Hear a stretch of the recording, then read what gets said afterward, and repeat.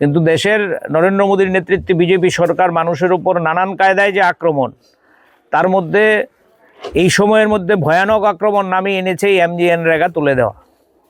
MGNরেগার নাম পরিবর্তন করে, তার শর্তাবলী পরিবর্তন করে, আমাদের যে সাংবিধানিক রাইট ছিল, কাজ না পেলে মামলা করার সুযোগ ছিল, কাজ না পেলে ভাতা পাওয়ার সুযোগ ছিল, এই মূল জায়গাটাই তুলে দিয়েছে।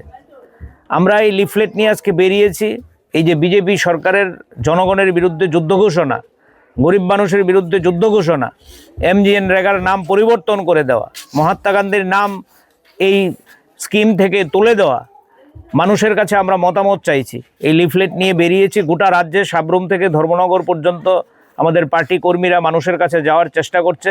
আজকে CPIM পূর্ব আগরতলা অঞ্চল কমিটির এই যে দক্ষিণ চন্দ্রপুর এলাকা, এখানে এসছি, সঙ্গে আছেন, আমাদের লক্ষ্য করছেন আমাদের পার্টির কেন্দ্রীয় কমিটির সদস্যরা, উনিও ঘর থেকে বেরিয়ে এসছেন। আমাদের পার্টি নেতা অরুণ সিনহা ঘর থেকে বেরিয়ে এসছেন। আমরা আলোচনা করেছি যে পার্টির রাজ্য সম্পাদক থেকে শুরু করে আমাদের ব্রাঞ্চ স্তরের যারা আছে, শাখা স্তরের যারা বন্ধুরা আছে, সবাই আমরা মানুষের কাছে যাব।